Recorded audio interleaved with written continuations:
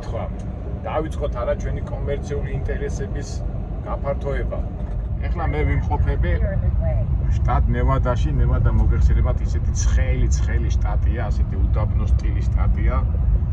რაღაცა პროდუქტი უნდა ავიღო და წავიღო ფენიქსში, უფრო სწორედ არიზონის უფრო ცხელ შტატში. ჩვენ კომერციულიდან გამოდი, კომერციული ინტერესებიდან გამოდიან, მაინტერესებს ერთი რა უნდა აწარმოო აქ, ხო? წაიღო ფენიქსში. ეხლა პატარა დასახლებები გავიარე, ხო ხალხი ცხოვრობს ეხლა თავისთავად, ბავშვებს დიან, ოჯახებს ქმნიან, ასე შემდეგ. რაღაც ბიზნესები არის და ეხლა ჩვენ რომ ამ სიცხეებს ცოტა ვერ ვიტანთ ამ სიცხეების იმას კლიმატს, ხალხი ცხოვრობს რა, თავის გეგმებს აწყობენ, როგორც ჩვეულებრივი ადამიანები. ნუ თავისთავად ეხლა ეს ახლა ეს არის რაღაც საწარმოა. ნუ ეს სიტყვით დავიწყოთ კომერციული ინტერესების დაკმაყოფილება, სად მივდივართ რა უნდა წავიღოთ. ჩვეულებრივი სტატისტიკური სტანდარტული დღე, უბრალოდ ცხელ შტატში, შტატი ნევადა. რამდენი სახლები შენდება, უკვე მიდის, პროცესი მიდის, ეგ რაღაც ზემოთ ლესავენ სახლს, ამხელა სახლებია. ცხოვრება მიდის ასე რომ ვთქვათ. სიცხე არის რაღაც 30-33 გრადუსი. ჯერ კიდევ და მთელი ზაფხული, ზამთარი აქ ყოველთვის ასე თქვით თბილა 25-26 გრადუსი, მაგრამ მთელი ზაფხული მაისიდან დაწყო მაისი, ივნისი, ივლისი, აგვისტო. საშინელებაა, მაგრამ ჩვენ ახლა შეჩვეულები რო ვართ, ახლა ჩვენ 64 საქართველოს შემდეგ აქ რომ მოდიხარ. დისკომფორტს აქვს, მაგრამ რა ვქნათ. ჩვენს გარდა სხვები ცხოვრობენ დედამიწაზე, არა? უდაბნოებში რომ გადიხარ, გონია რომ ცხოვრება არ არის რა. მაგრამ ახეთ შეხე იგი დასახლება. მე რომ ვთქვათ გახსენდება ეს არაბული ქვეყნებში სხვა ასია რა. ეხლა ვიღაცა იქ აშენებს სახლებს მთებში. ეხლა მე მაგათ 100 წელი იქ არა ვაშენებდი, იმიტომ რომ გარეთ რო გამოხვდა, ვთქვათ უდაბნოში გამოდიხარ, 100 მონება უნდა მიიღო, მაგრამ არის ხალხი რომელიც შეიძლება თქვას აბა სხვა რა გზა აქვს, სხვა საწავიდეს მისი სამშობლო, მაგრამ სამშობლო გასაგებია, აქ ვინც დაიბადა, გაიზარდა გასაგებია, მაგრამ აი ვინც აქ მოდის ემიგრანტები და აქ იწყებენ ცხოვრებას. ნუ თავისთავად ახლა აი ფინანსური ინტერესებია გასაგებია, მაგრამ მაინც რაღაც კომფორტზეც უნდა იფიქრო რა. ჩემთვის მიუღებელია ახლა სახლიდან გამოდიხარ და უცბად ასეთ უდაბნოში გადიხარ და იწყებ სეირნობა, ძალიან სეირნობა უნდა გააკეთო. როგორ ამბობენ, გემოვნებაზე არ დავობენ. გემოვნება შეიძლება იმდენად შეიძლება არც მოსწონდეს ადამიანს, მაგრამ იძულებული ის რაღაცა შემოსავალი აქვს თუ აქ ხელფას რაღაცა თავის ქვეყანაში. არ აქვს შემოსავალი და იძულებულია ესეთ პირობებში. ეხლა ეს საწყობია თავისთავად ამ საწყობში რაღაცა მუშაობს. სადაც მუშაობს იქვე გვერდზე სახლს იშენებს და ეს სახლის სამსახურია. ცხოვრების პროცესი. Library, ახლა სულ უდაბნოში ამხელა Spanish Springs Library და ბიბლიოთეკა ყოფილა ხედა. უდაბნო, მაგრამ განათლებაზე ფიქრობ. ნუ თავისთავად ახლა ესეთ სახლებში ცხოვრობენ ძირითადად რა. ეხლა ეს ვირი არ არის. რა თვითონ პირობები მართლა ამ სიცხეში. ნუ არ ვიცი, ეს ჩემი პირადი ხედვა.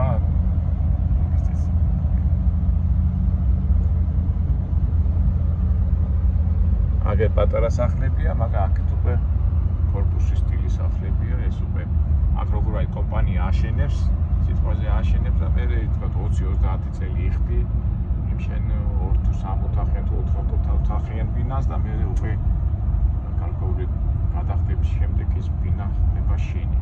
ეს პრინციპი ფაქტობრივად მთელ ამერიკაშიც არა მთელ ამერიკაში, გონი მთელ ამერიკაში ცესხი გამოვა ბანკიდან და მე 40-50 წელი თუ რამდენი 30 წლის შემდეგ იხდი გარკვეულ ყოველთვე და ძალაუნებურად ყოველთვე რაღაცა ზუმზე გადევს ეს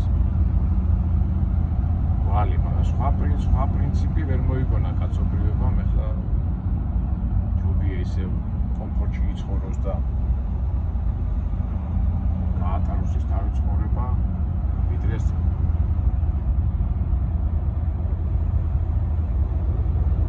ვიდრე თქვა ეხლა სანამ მოაგროვებს ვერც მოაგროვოს და მოსახშიც ვერ შევიდეს. ეს პრინციპია რა. კარგით, ამას ადა ეს ჩვენი საწარმო ნახოთ. კარგი. ეს არის ამ ტრაილერზე მუშაობის პრინციპი. გუშინ ბუნებაში ვიყავით სიგრილეში, დღეს უკვე სიცხეში და აუტანელ ტვერში გვიწევს სიარული.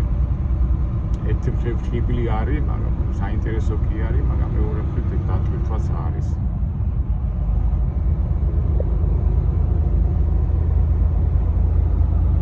ცოტა სიციემ გამაღვიძა და რაღაც +1 გრადუსი იყო, +1-დან 2-მდე. და ეხლა უკვე ავიდა ტემპერატურა და უკვე +32 გრადუსია.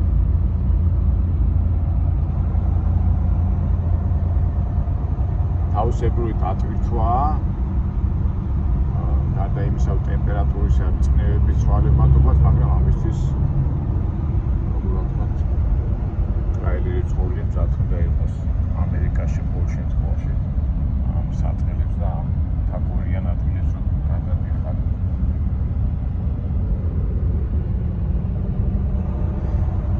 კარგით, აბა ნახოთ ეხლა მიგვაქვს და რას აწარმოებენ ასეთ ხრიოკ ადგილას. სახლებია ეს ხო კომპანიის მიერ არის აშენებული, მაგრამ შუა უდაბნოში რა. სავარაუდოდ ალბათ აქაც საწარმო იქნება რაღაცა და ამ საწარმოზეა მიბმული ეს მოსახლეობა, რატომაც არის დიდი მანქანები გამოდიან. ჩვენც აქ უნდა შევუხვიოთ. ეგეთ შორს ხედავ რაღაცა.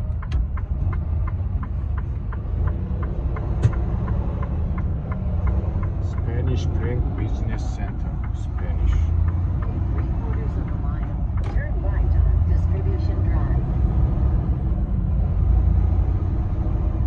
ნევადაც ისიც შეგახსენებთ ხო ნეადა ესპანურად ნეადას ნიშნავს მთა, ანუ დათოვლი მთას.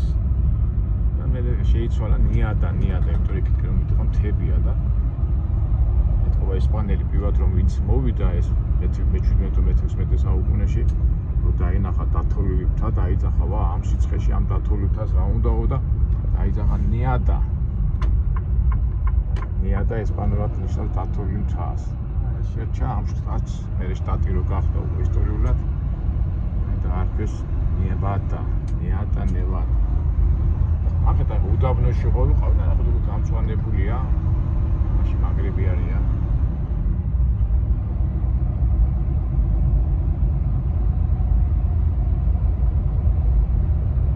ახლა ბიზნეს ცენტრია, თავისთავად ეს სასაწყობო მეურნეობა იქნება. ასე ვთქვათ, საშუამოვნო გასაგები ამბები. მაინც რა ამხელა ბრუნვა ახლა საიდან ამდენი უდაბნო, ამდენი არ ვიცი, მოთხოვნა რო არ იყოს და ბრუნვა რო არ იყოს. ხო არა აშენებენ ამდენ საწყობებს და იმებს. არის მოთხოვნა და იმიტომაც შენდება ამდენი ასე ვთქვათ კომერციული საწყობები კი distribution drive ყოფილა distribution. ასე მომდა ეს საწყობები და გვერდზე ცხოვრობენ ეს მაცხოვრებლები უკვე სავარაუდოდ ეს აზრს მომუშავე ხალხი. აქ უნდა შევუხვიოთ და ეცე ნახოთ. Turn right on Distribution Drive.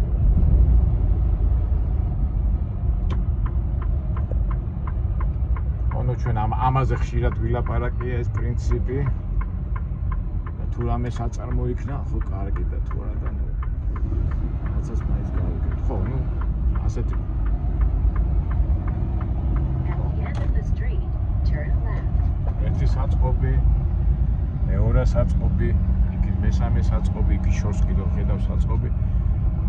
სავაჭრო ცენტრია რა, ბიზნესური და ერთ-ერთი წამყვანი ასე ვთქვათ ბიზნეს პროექტი სასაწყობო მეურნეობა.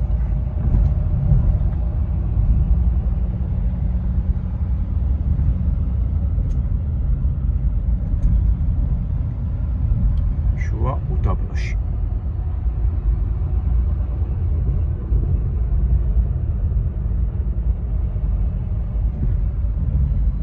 ვაფრთხილის ყოფილა მას ამბობია. ჩვენი საწოლებელი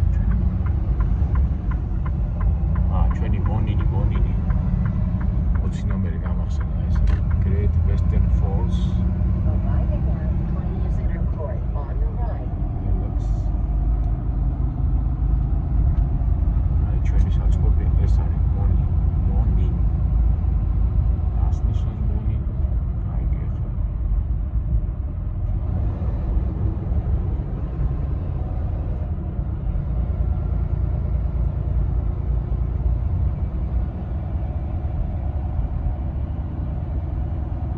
Okay, thank you. Nice საწოლებელი ჩვენი. მონინი რუსული ვარიანტი. Food locker. Shipping and receiving. Shipping and receiving. Shipping, there are shipping office.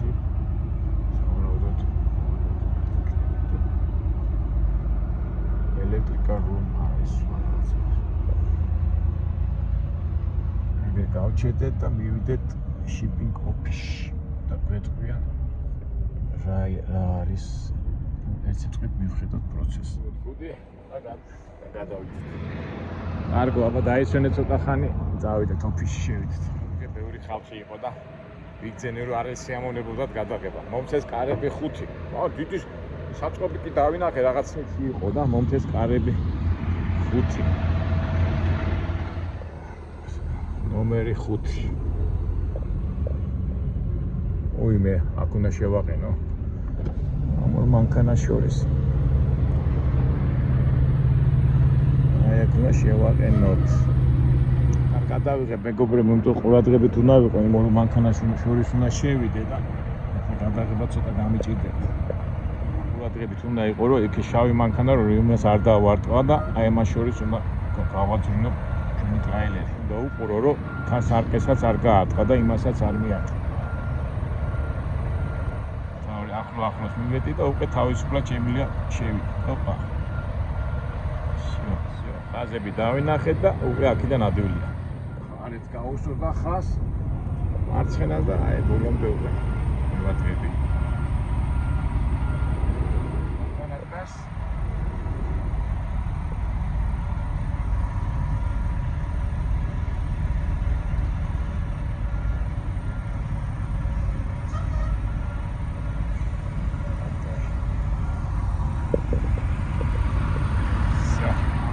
ჩვენ თვითონ შევამოწმოთ.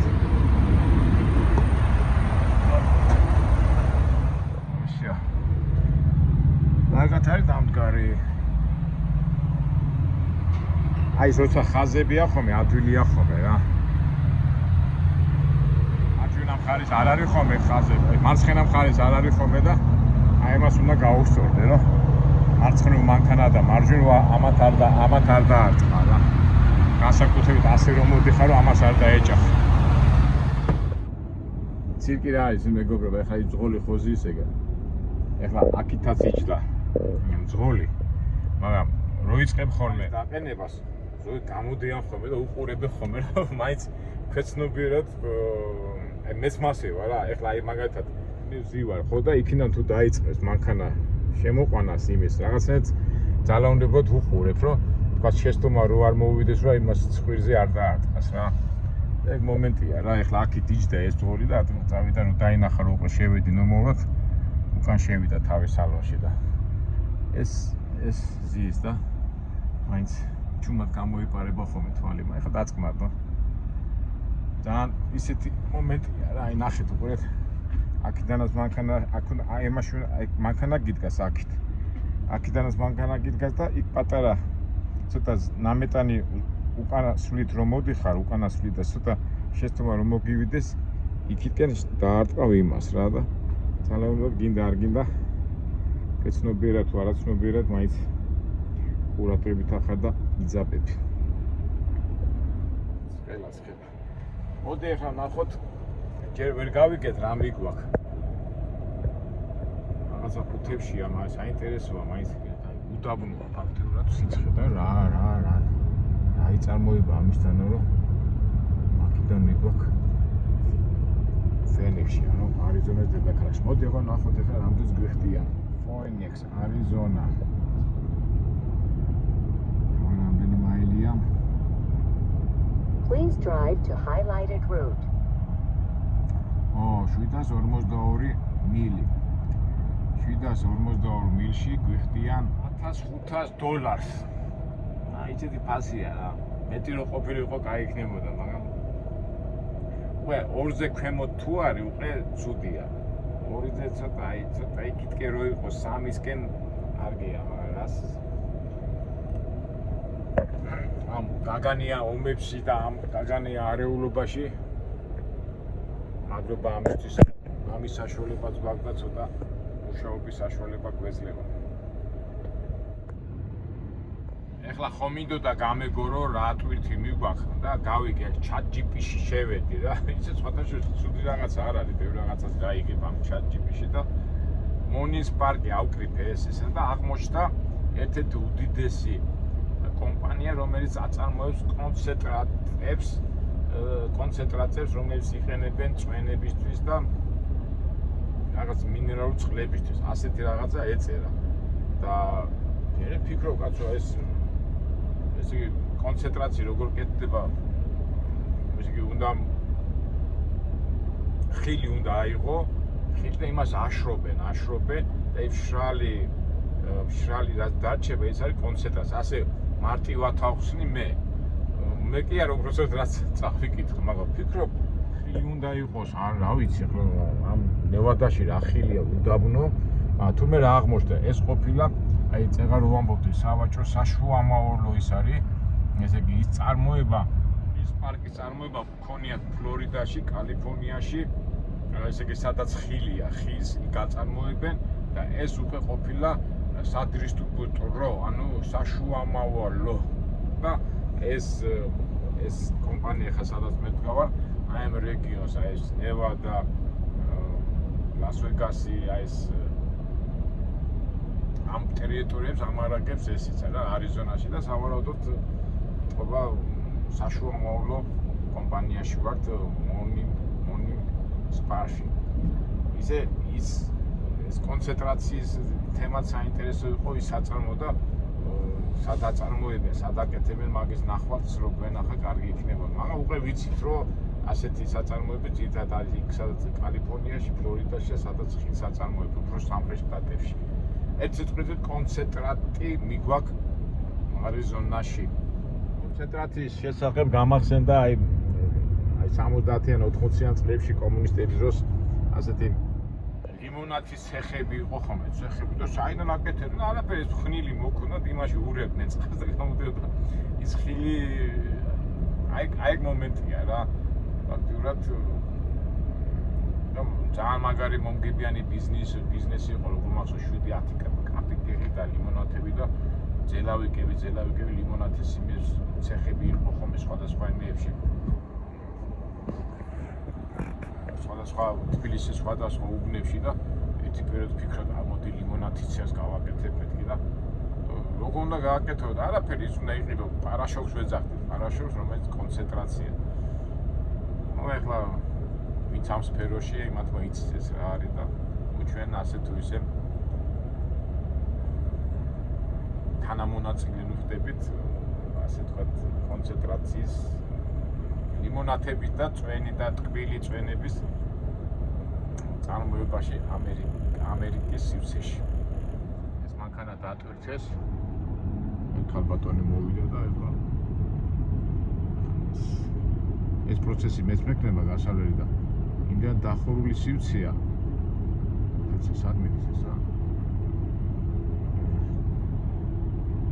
მაინტერესებდა ეს რა ქვია. არ გამოვიდა. იმეებში დებს ტომარებში თუ რაში დებს.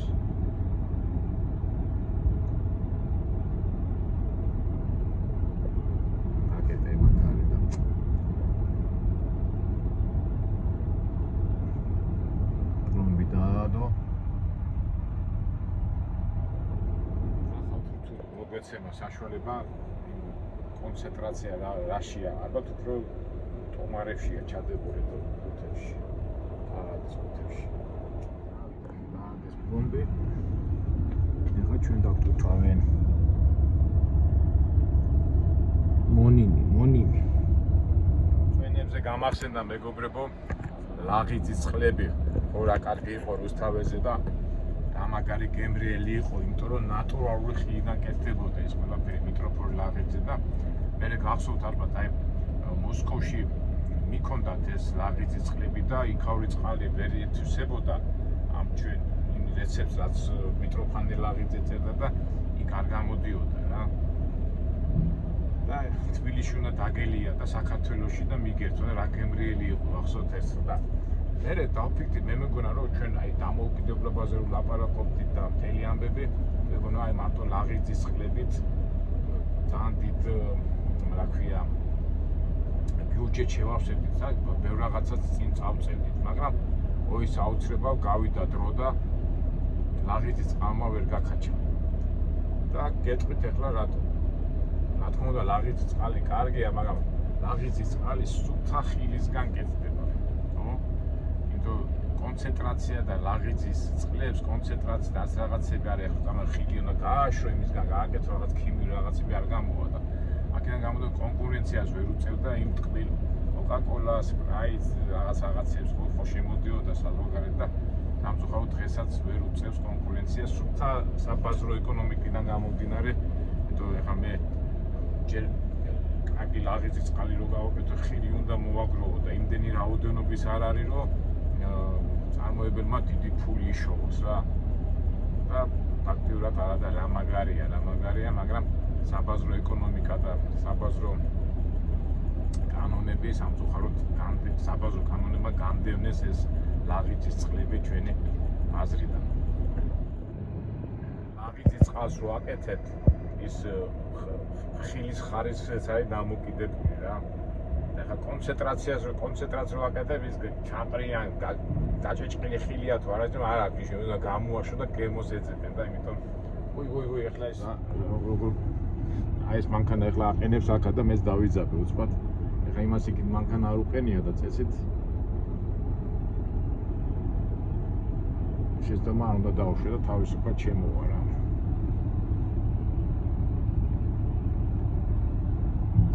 დავარია მე არ დამარტყავს და ეხლა მე ბოლოს გაასწორებს ოდა რას ვამბობდი მეგობრებო ჩვენ 57 სკოლაში სწავლობდა ლაღიძეს დაუმავლები ეხლა თონი კოკა-კოლაშია ეხლა ისა და თონი კიდე ვახო და ესიდი და ისე მწყდება გული რომ ლაღიძეს წყალს ასეთი განვითარება ვერ მისცეს მაგრამ მეორე მხრივ კომერციულად არ არის მომგებიანი ეხლა თუ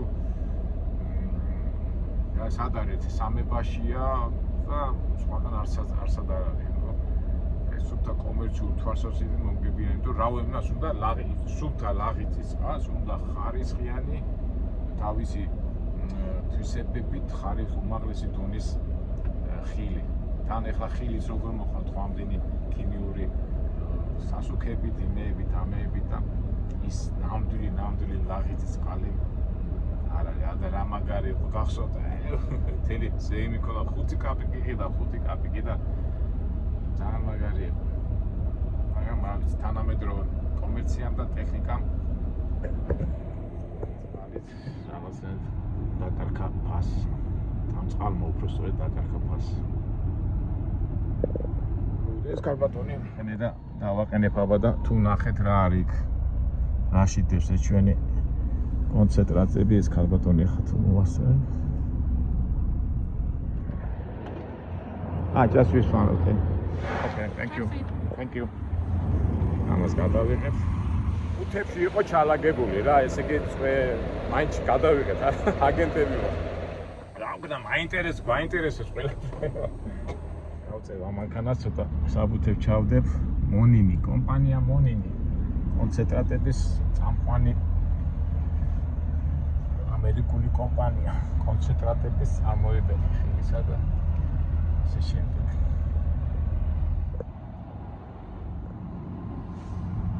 საბუთები გავამზადეთ ეს ისა შევიყვანეთ მონაცემები წავიდეთ. რა ქვია, მონინი.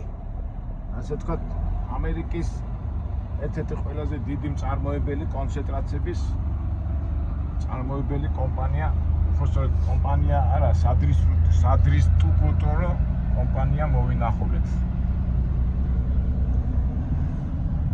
რაღაცა ინფორმაციაც გავიგეთ. არა მეგობრებო. კარგით მეგობრებო, აბა წავედით, მივდივართ არიზონაში. თუ რამე საინტერესო რაღაცა ჯერ ლას-ვეგასი უნდა გავიარო, მერე თუ იმ კანიონში მოხვდით ჰუერის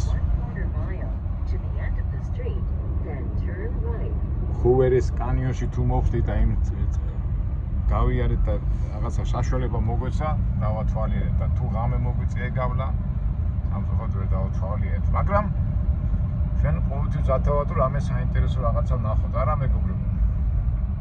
კარგად, მომავალ საინტერესო ვიდეოებამდე.